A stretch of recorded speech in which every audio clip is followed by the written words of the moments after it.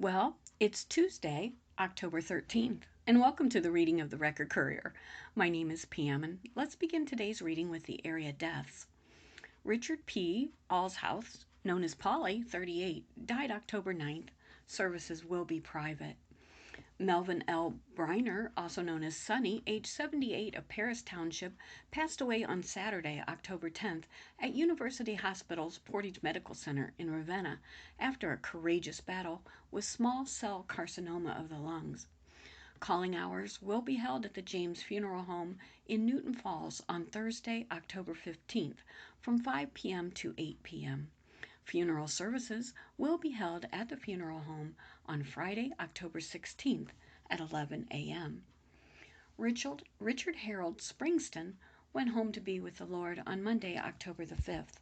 A private service will be held by his family in Penrose, North Carolina. That concludes the area deaths listed for the Tuesday's edition of the Record Courier. Let's begin our first article. Rootstown begins racial reconciliation talks by Doug Livingston of the Akron Beacon Journal.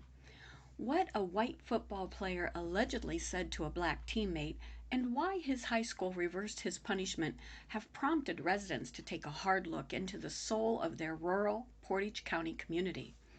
Some 20 parents and neighbors, a few local pastors, and a dozen facilitators from the Portage County NAACP, Rootstown Local Schools, and Northeast Ohio Medical University met Sunday to talk about the state of racial diversity and inclusion in their community and schools, which are 92% white.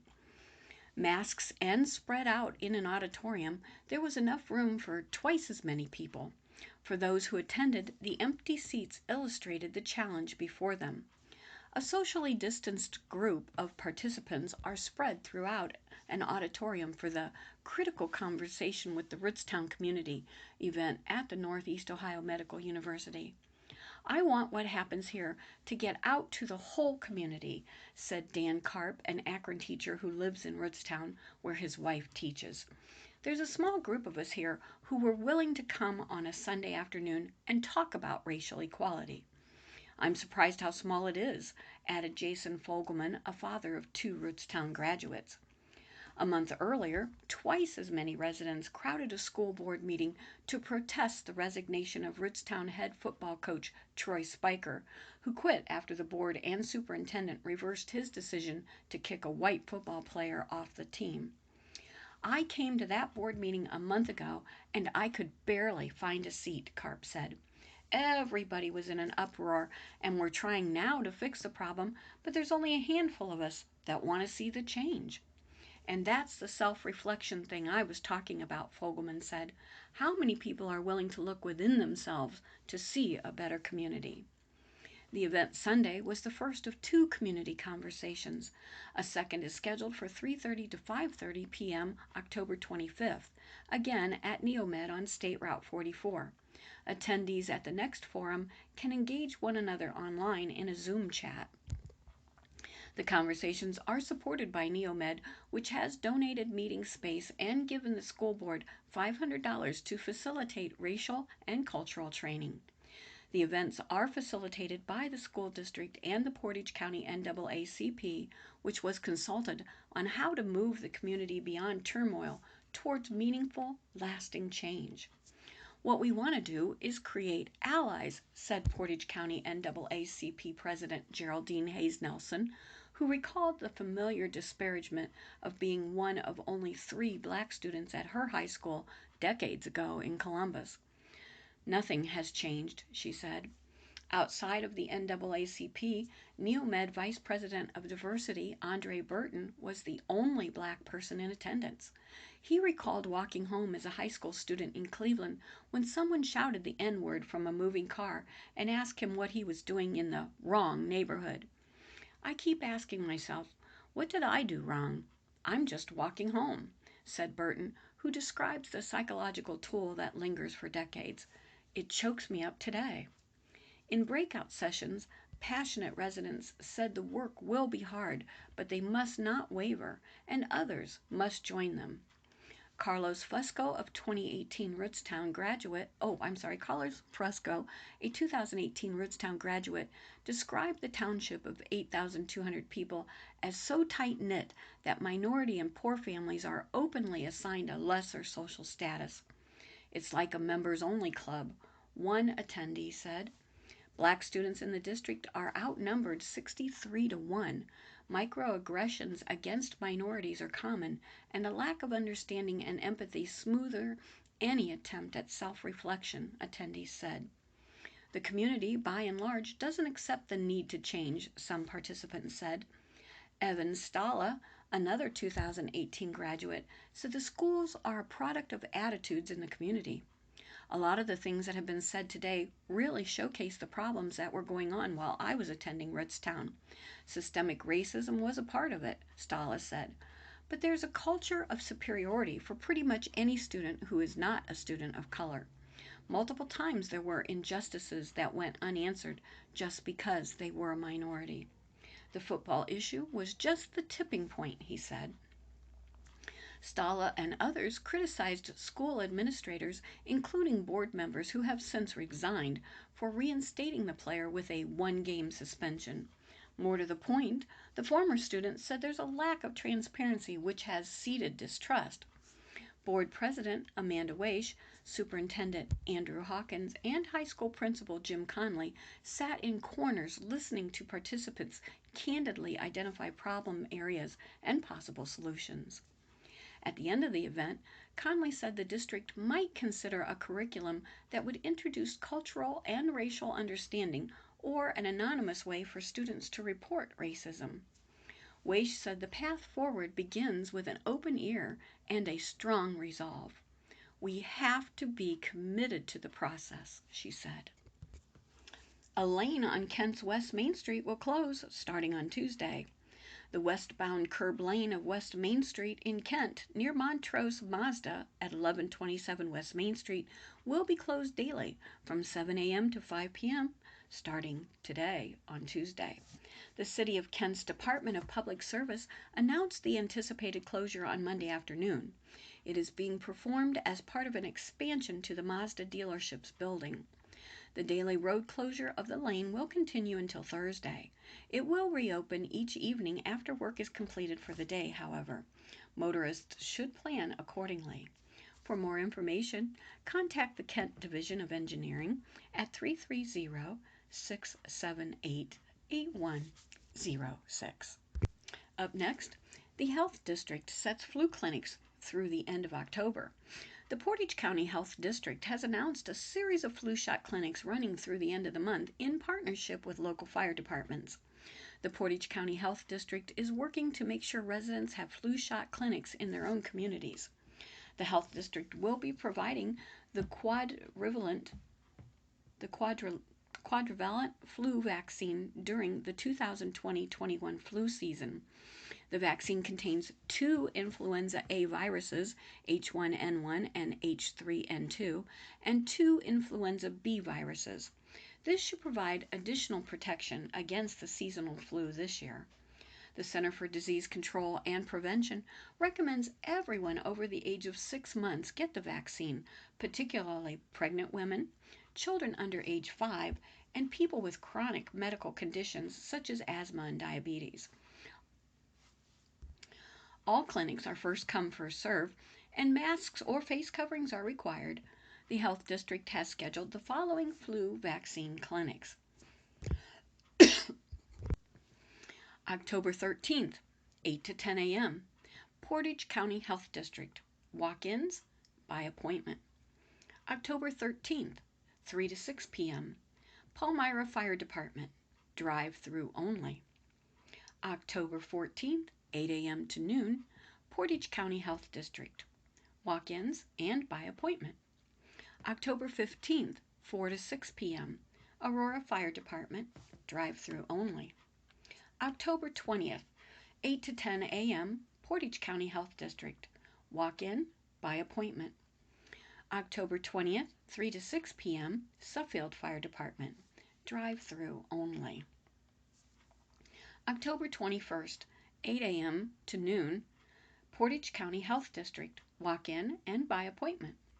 October 21st, 3 to 5 p.m., Kent City Health Department, walk-in, by appointment. October 22nd, 3 to 6 p.m., Manawa, Shalerville's Fire Department, drive-through.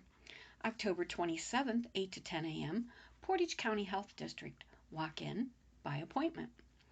October 27th at 3 to 6 p.m., Kent Fire Department, drive-through, no appointment. October 28th, 8 a.m. to noon, Portage County Health District, walk-in, by appointment. October 29th, 3 to 6 p.m., Portage County Health District, walk-in, by appointment. No appointment is needed for drive-through clinics. Flu shots will be given while residents are in their vehicles, and they should wear loose-fitting clothes that allow easy access to their arms. The following insurance plans are accepted and will be billed: Medicaid, Buckeye, CareSource, United Health, Molina, Medicare Part B, if that's the primary coverage, Medical Mutual PPO, Aetna, Cigna PPO, SummaCare PPO, and Anthem Blue Cross Blue Shield.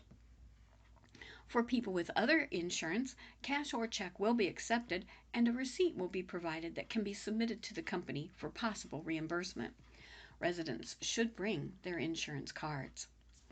And moving on, one-room schoolhouse open house in Freedom, October 17th.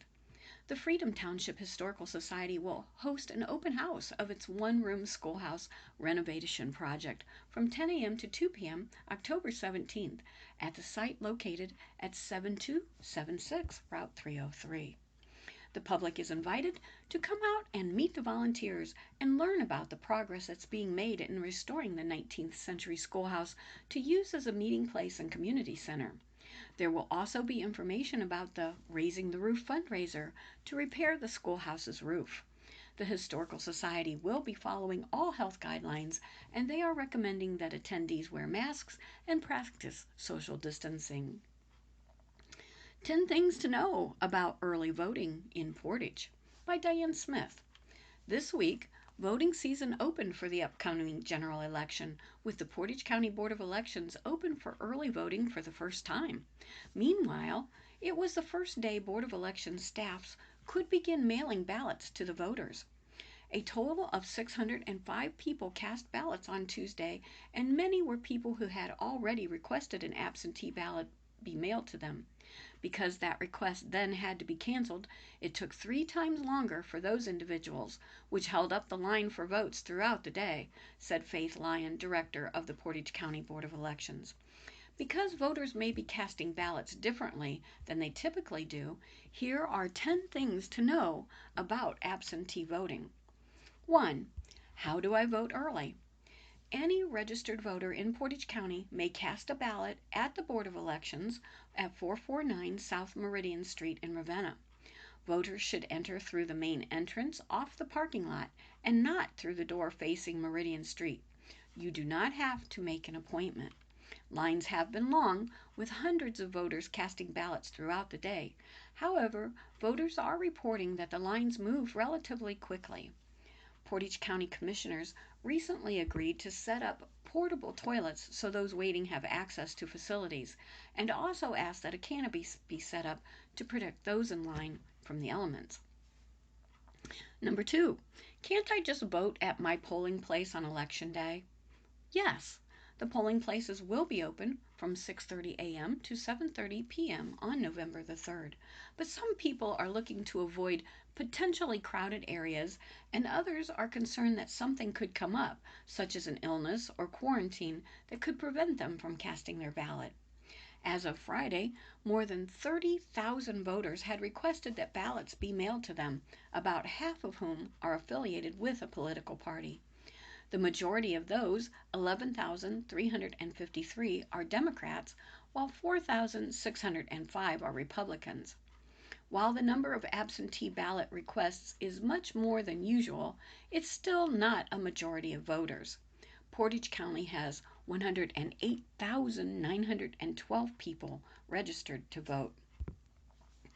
A record number of people are also showing up to vote early. Lyons said 605 people showed up for the first day of early voting, more than double the number the board has seen in past elections. Turnout on subsequent days was similarly strong, with 478 showing up on Wednesday, 490 on Thursday, and hundreds more on Friday. The board's website reported that as of Friday, more than 2,300 ballots had been received, a number that includes ballots submitted by mail. The problem is that some of the people who requested a ballot be mailed to them also showed up to vote in person. Some had requested ballots weeks ago, but didn't know that the Board of Elections was not allowed to start mailing them out until October 6th. If I request a ballot and decide I'd rather vote in person, can I do that? Yes, you can, but the Board of Elections must first cancel your request for a mailed ballot and go through a process to make sure only one ballot gets counted. Lyons said the whole process takes about 5 minutes. While that seems relatively speedy, she said, 3 voters could be helped in that time, and the line slows down for everybody. Should a voter who has already cast a ballot receive one in the mail, Lyons said they should send the blank ballot back to the Board of Elections, even if the voter fills it out. Only the first ballot cast for that voter will be counted. Voters are wondering when their ballot will arrive. Can they go to the Board of Elections website to track their absentee ballot request? How do I turn in my absentee ballot? Can I submit my ballot without using the Postal Service? Voters should return their ballots as soon as they receive it, ensuring that the ballot doesn't get misplaced or forgotten. If you use the mail, 1 stamp is enough. The Board of Election maintains a drop box at the Portage County Administration Building where the Election Board office is located, which is checked by staff several times a day. Those who still need to submit an absentee ballot request can pick up a request form at the drop box and submit it there the very same day. I don't turn 18 until just before Election Day. Can I still vote early? Registered voters can cast a ballot as long as they will be 18 on or before Election Day. That's true even if the voter decides to vote early before their birthday. Young voters also were allowed to vote in the primary election this spring, even if they didn't turn 18 until months later. What's on the ballot? In addition to the presidential race, the ballot is crowded for Portage County voters who will decide contests for many county offices. 2 contested races for Portage County Commissioner are before voters, as is a race for a successor for the Sheriff David Doak, who is retiring. Also on the ballot are contested races for Common Pleas Court Judge and County Recorder. 5 county officials, Prosecutor Victor Viglucci, Treasurer Brad Cromes, Coroner Dean DePero, Engineer Michael Marozzi, and Clerk of Courts Jill Fankhauser are running for re-election unopposed, and Patricia Smith is running unopposed for Judge of the county's Juvenile and Probate Court. Voters also will decide representatives at the state and federal levels, with state representatives races in the 75th and 76th District, the 18th District of the State Senate, congressional races in the 13th, 14th, and 16th Districts, 2 seats on Ohio Supreme Court, and 2 seats on the 11th District Court of Appeals. A total of 32 local issues also appear on the ballot, including 2 library levies, levies in 6 school districts, and tax issues in several townships and villages. What are the hours for early voting? The board will be open for voting between 8 a.m. and 5 p.m. weekdays through October 16th, between 8 a.m. and 6 p.m. from October 19th through the 23rd. From 8 a.m. to 4 p.m. on October 24th, 1 to 5 p.m. on October 25th, 8 a.m. to 7 p.m. October 26th to October 30th, 8 a.m. to 4 p.m. on October 31st, 1 to 5 p.m. on November 1st, and 8 a.m. to 2 p.m. on November 2nd. On November 3rd, voting will take place only at local polling places. What's a provisional ballot? Some voters may be asked to cast a provisional ballot if their eligibility is in question. For example, a voter may have moved without updating their voter registration information, or may need to provide identification. State law requires the Board of Elections to hold those ballots for 10 days while staff determines the voter's eligibility, giving the voter time to provide the necessary information. If the Board of Elections is already receiving ballots, why aren't they being counted now? The Board of Elections can start sorting ballots as soon as they are received, but is forbidden by state law to start counting them until election night. Once ballots are counted, the absentee and early votes are in the first report on election night. Ballots being sent by mail have to be postmarked November 3rd or sooner. However, those ballots may take a while longer to arrive at the Board of Elections, particularly if they're coming from voters in the military or from overseas. Why could it take a long time to know the winner of the presidential election? Every election, it's possible that a contest could come down to provisional ballots not counted, or absentee ballots not yet received by the election board. There are always voters who request an absentee ballot and never mail it in at all. If the race is close, some winners won't be determined until those outstanding ballots are counted and the vote certified. That's why Lyon is recommending that voters determine how they are going to vote and take the necessary steps to request and return absentee ballots if they choose that route. With this election especially, it is important that voters develop a plan, whether they're going to vote by mail or in person, she says. Moving on, Free Agents for Recovery presents several awards during September 29th banquet by Eileen McClory. Free Agents for Recovery presented several awards during a banquet on September 29th. The organization works with those in the recovery community in Portage County. To contact them, call the office at 1-855-933-2279 or their business cell at 330-541-0335. Well, the Ravenna American Legion resumes breakfasts. American Legion Post number 331 at 109 Elm Street, Ravenna, has resumed its monthly breakfasts. They are open to the public from 8 to 11 a.m. the first Sunday of each month. It is pickup only, and you must wear masks to pick up. Orders must be called in to 330-296-9521. Orders will be picked up at the double doors at the back of the building. The cost is $7, and the menu includes scrambled eggs, 2 pieces of bacon, 2 sausage links, 2 pieces of toast, 1 biscuit, home fries, and sausage gravy. Moving to our next article, Aurora One Fund tops $38,000. As of last Saturday, the One Fund reached 57% of the $67,000 goal. To date, 234 cards were returned out of 9,650 mailed.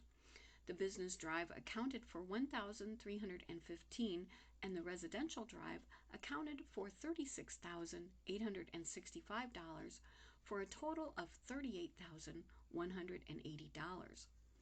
Those who need a pledge card should call the number below and a card will be mailed. Contributions can be mailed to P.O. Box 111, Aurora 44202. The One Fund, your community fund, is managed by a group of dedicated, public-spirited citizens that are all volunteers. There are no paid executives in this organization. The One Fund has less than a 4% administration cost that covers filing fees, postage, and printing costs. Any questions concerning the Aurora One Fund can be directed to the Executive Director, Joe Cotlin, at 330-562-7233, or President John Schmader at 330-562-0248. Kent State AFSCME comes to a 3-year agreement with raises and signing bonuses by Kristen Cano. Kent State employees represented by the American Federation of State, County, and Municipal Employees now have a new contract that will give them raises in 2 of the 3 agreed upon years. On Friday, university trustees approved the collective bargaining agreement that has been in the works for 9 months. The new contract is effective October 1st, 2019 through September 30th, 2022, and includes a retroactive 2.5% raise in the first year, no raise in the second year, and a 1.5% raise in the third year. There is also a one-time signing bonus of $400 per employee and other non-economic changes to definitions, leaves, and performance evaluations. Additionally, there is a $50 per quarter incentive for perfect attendance. However, absences due to illness are excluded, according to F. Jack Witt III, Vice President for Human Resources. The previous agreement expired in September 2019, and negotiations began in January 2020. Discussions were suspended in March due to the pandemic and picked up again on September 1st. Mark Polajatko, Business and Finance Vice President, said that the final terms were determined on September 23rd, and the union ratified the terms with 95% support on October 1st. AFSCME Local 153 represents approximately 400 employees in the bargaining unit, covering classified positions of food service workers, cooks, maintenance workers, skilled trades, and similar classifications. And now it's that time for the Portage County Crime Reports by Eileen McClory. As you know, crime reports are a sampling of incidents responded to by local law enforcement agencies, and they are not intended to be all-inclusive. In Brimfield, a 40-year-old Ravenna woman was charged with theft, a first-degree misdemeanor, after allegedly taking about $34 worth of items from a store on Monday. A hearing was scheduled. Charlestown Township, a 28-year-old Charlestown Township man was charged with violating a protection order, a first-degree misdemeanor, after an incident on September 29th. A summons was issued. In Kent, Isaiah Young, 22, of 1800 Rhodes Road, number 267 in Kent, was charged with improper handling of a firearm in a motor vehicle, a fourth-degree felony, 2 counts of driving under suspension, each a first-degree misdemeanor, and possession of marijuana, a minor misdemeanor, on Thursday on East Main Street and Midway Drive. In Ravenna, DeMichael Lewis, 39, of Ravenna, was charged with domestic violence, a third-degree felony, after an incident on Thursday. According to court records, Lewis had 2 prior convictions for domestic violence. A temporary protection order was issued. He was placed in jail in lieu of a 10% of a $10,000 bond. A 42-year-old Ravenna man was charged with theft, a first-degree misdemeanor, after an incident on September 27th. The man allegedly stole 2 cans of beer, and a summons was issued. A 47-year-old Ravenna man was charged with violating a protection order, a first-degree misdemeanor, after an incident on October 7th. He pleaded not guilty and was released on a recognizance bond. In Ravenna Township, a 24-year-old Ravenna Township man was charged with theft, a first-degree misdemeanor, after allegedly taking about $273 worth of merchandise from Walmart on October 2nd. A summons was issued. In Streetsboro, Trevion Bailey, 20, of Arkansas, was charged with receiving stolen property, a fourth-degree felony, after allegedly having stolen a firearm on October 3rd. He was released on a recognizance bond. Well, friends, that concludes the reading of the Record Courier for Tuesday, October the 13th. Please stay safe until we are here together again. You be blessed abundantly today and do what you can do to make today a great day.